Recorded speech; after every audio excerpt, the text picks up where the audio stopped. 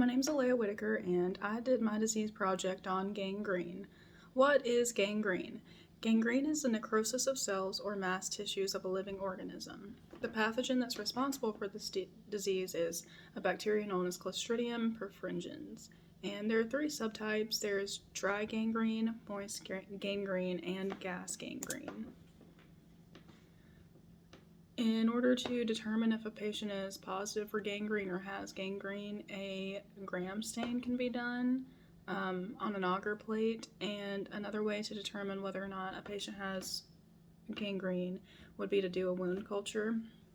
But the only thing with a wound culture is if the doctor or whoever decides to obtain one, it has to be pretty deep within the tissue, and it can't just be on the surface because the surface of the skin harbors a lot of bacteria, and you may not be able to accurately determine whether or not the patient is positive for Clostridium perfringens.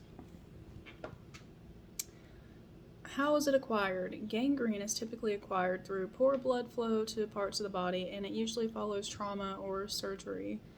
The oxygen supply gets cut off, and then this allows Clostridium perfringens to flourish because it is an anaerobic bacteria, meaning it doesn't need oxygen to survive. The bacteria causes disease by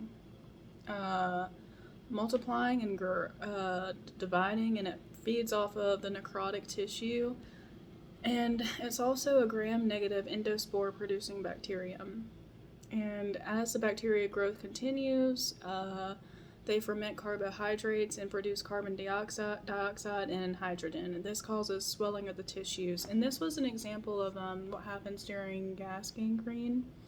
And eventually the bacteria goes on to produce toxins that move throughout the muscles. It kills cells and produces more necrotic tissue, which is favorable for bacteria growth.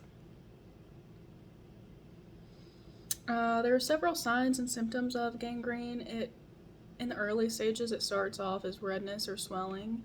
It eventually moves on to loss of sensation or severe pain in the affected area, and it goes on to produce bleeding sores or blisters, and a lot of the time, foul-smelling discharge comes along with gangrene, and eventually in the latent stages, the skin kind of changes color from like a healthy normal color to red, and then it goes on to be blue, purple, gray, or black eventually. Diagnosis. Doctors can confirm gangrene through the tissue swabs or cultures that we mentioned earlier. Gram stains and wound cultures can determine if the bacteria is indeed Clostridium perfringens. Treatment. The most common form of treatment is surgical removal, so debridement or harsh debridement of the necrotic tissue, which means going in and cutting off the dead tissue. That way, most of it's gotten rid of, and there's just healthy tissue, so the wound has a chance of healing. Or if it's severe, then a lot of the time they'll go ahead with amputation. Antibiotics along with wound care may also be used, and this kind of just depends on how early on the disease is caught. Another form of treatment would be hyperbaric oxygen treatment, and this can be ordered to force more oxygen to the affected areas, which would ultimately promote expedited healing.